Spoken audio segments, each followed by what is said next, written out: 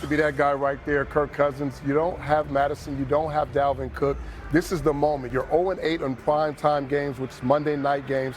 You got to go out and you got to show everybody you've earned that contract and that you could be that franchise quarterback going forward. Forget about the doubters. Forget about the past. You're going against one of the best quarterbacks in the league, Aaron Rodgers. Show you belong tonight. He is 0-8 on Monday night. He is also 6-0 at home this year. Minnesota's the only undefeated team at home in the National Football League. Speaking of home, let's go back to Minnesota right now. Tom Pelissero standing by on the sidelines there. Tom, when we came on the air, there was some pretty big running back news. Can you reiterate that for our audience now and tell us what it's going to look like for the Vikings tonight? Well, Scott, no Dalvin Cook, also no Alexander Madison. He's out with an ankle injury. That means it is the Mike Boone show for the Vikings tonight. Boone was undrafted last year out of Cincinnati. Really hadn't played much until he came in last week against the Chargers and scored a couple of touchdowns. The Vikings value him because they feel he has a Dalvin-ish skill set. I asked wide receiver Stephon Diggs, what's Mike Boone all about? Diggs said, running the ball as hard as bleep all the time. For the Packers, Coach Matt LaFleur told me there are several keys to this game. They got to win the turnover battle. They got to execute on third downs, where Minnesota's been better on both sides of the ball. And we've got to handle the environment, LaFleur said, because this could be a pretty hectic place to play, Scott. You know it'll be rocking tonight on Monday Night Football. Thank you, Tom Pelissero. We'll check back with you in just a little bit. You're looking at Aaron Rodgers right now. He's not going to win the MVP this year, but he has been the cleanest quarterback in football in terms of turnovers. This season, he only has thrown 2 interceptions, 8 straight games without a pick. That's the longest active streak in the NFL. The future Hall of Famer recently sat down with his former teammate, our very own James Jones.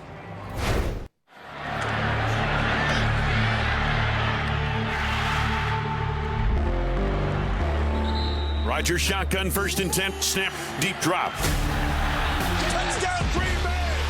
I'm here with my guy, man. 2-time MVP, Super Bowl champion. I appreciate you taking the time, dog. Come holler at me, man. Anything for you, buddy. Appreciate it, man.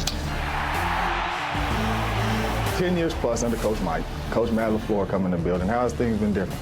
Yeah, everything was different. The terminology was different. The checks were different. The code words were different. I got to keep a couple things. I got to keep some of the cadence stuff. Tight left, wide counter, naked left, zebra dart, kangaroo. Quick, quick. It's always different when there's a change like that, and I think the key is just embracing it, as quickly as you can. But a lot of learning for sure. Rodgers goes quick count. Throws end zone. Devontae, touchdown on a leaping grab. Oh, my goodness. We know Tay is a monster. In my opinion, he's the best receiver in the league to do it. But at one point, you looked in the receiver room, it was myself, it was Jordy, it was Randall. We was young, and we had to go out there every day at practice. We had to find the chemistry. We had to get this thing going. How's the young guys coming along?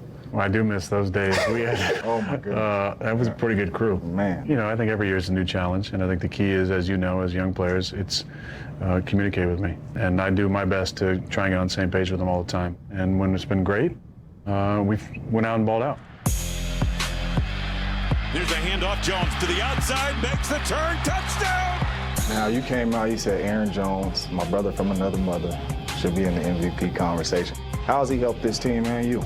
Well, he has a great approach first. He's a joy in the locker room. He comes from a great background, and I think because he is such a respectful guy and a humble guy, everybody in the squad loves him and gives him that respect that he deserves, because he's had a hell of a season.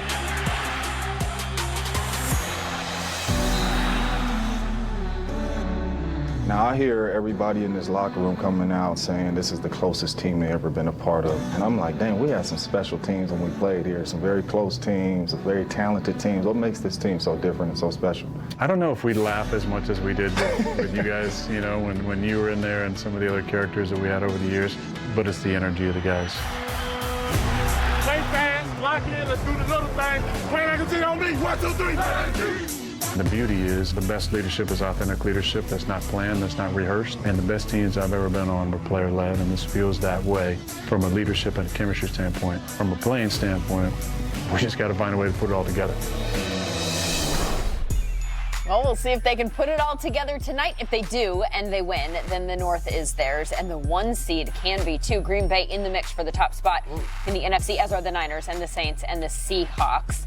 The latter, though, moving forward with some concerns at running back. Well, the top team in the AFC just lost their running back also to a soft tissue injury. Those tend to linger. We'll see if that's a problem for them. As for the other playoff-bound teams in the AFC, 2 of them are coming off losses this week. Texans had to fight for their win over the Buccaneers.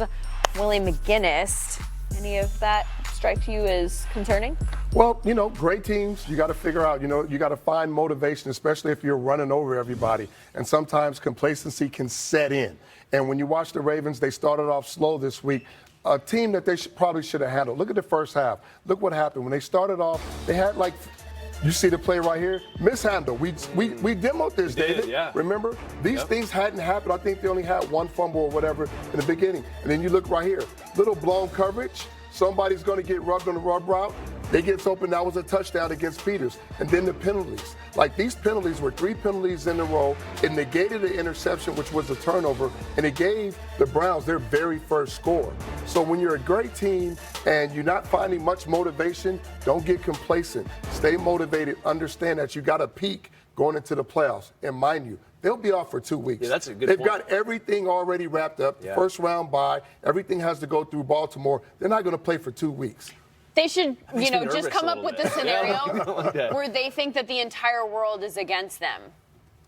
Good idea. They do. Your boy Yeah. does that every year. They've done that, but they're close. But these are just little coaching things that you throw at really good teams so they stay, okay, yeah, you're right, I got to stay on top of my game. Got it. What about you? Anybody, any of these new developments concern you? Well, I'm concerned about the Seahawks, but if Marshawn's coming, everything's fine. We fixed it all. We don't need to have this segment. It's going to be fixed. But in reality, the health of the running backs is a concern. And Marshawn, we don't know what he is. He was in Oakland, like you mentioned last week, doing other things, right? So how is he really going to feel if he comes in there hosting fans? Yeah, and then when you watch him on third down, they're so used to running the football and getting loaded box one-on-one, and then they take their big receivers and throw them up the field with Lockett's kind of mixed in there.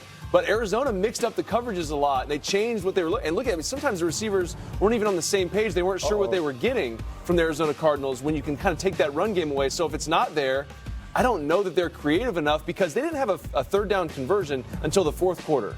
And that's a sign of offensive scheme and structure. It's not necessarily a reflection on your guys, but if you can't find a way to scheme guys open on at least 1 or 2 third downs, I don't think you can be conceived as a good football team or a guy that's 1 or 2 seed in the NFC. That makes me nervous. That part makes me nervous. Dave, you know what else makes me nervous? The protection. Dwayne Brown is in surgery. He's not coming back.